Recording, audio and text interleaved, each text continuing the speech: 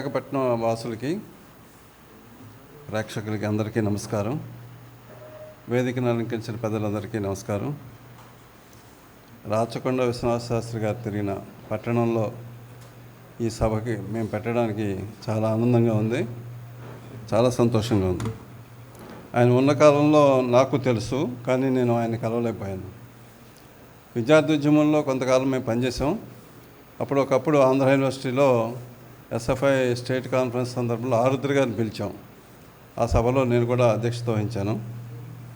కానీ రామశాస్త్రి గారు అంటే నాకు విపరీతమైన ఇష్టం, గౌరవం. నేను నా కథల పుస్తకాన్ని ముగ్గురికి అంకితం ఇచ్చా. నా ట్రయో అంటే నా దేవుళ్ళు ముగ్గురు, బ్రహ్మ విష్ణు మహేశ్వరులాగా నా కథల్లో ముగ్గురు. ఒకళ్ళు యాంటోనీ చెకోవ్, రష్యన్ రచయిత, కథకుడు. రెండో ఆయన ప్రేమ్చంద్, హిందీ కథకుడు. మూడో ఆయన రాచకొండ విశ్వనాథ శాస్త్రి. వీరు ముగ్గురిని నా ట్రయోగా నేను భావించుకుంటాను. మా ఇంట్లో మా లైబ్రరీ దగ్గర ఫోటోలు కూడా పెట్టా.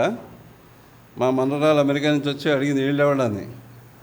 ఈ గడ్డాలు మిసాలతో ఉన్నారు, వీళ్ళు ఎవడంటే ఒకళ్ళ గురించి చెప్పాను. ఆమెకి ఏమీ అర్థం అవ్వలేదు.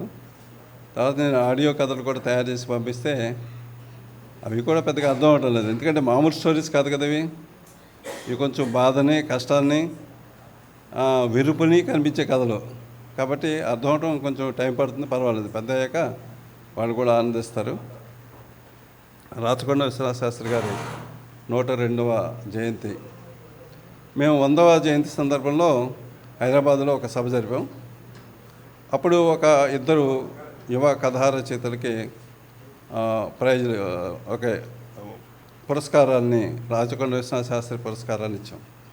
తర్వాత 101వ జయంతి కూడా హైదరాబాద్లో జరిపాం.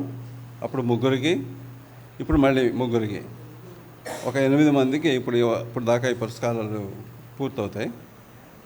రామశాస్త్రి గారి గురించి పదే నేను చెప్పలేను. నేను కొన్ని కథలు దాచుకుంటాను. ఇప్పుడు దాకా చదవలేదు కొన్ని కథలు, 10-15 కథలు. ఎందుకంటే ఎప్పుడైనా కష్టం వచ్చినప్పుడు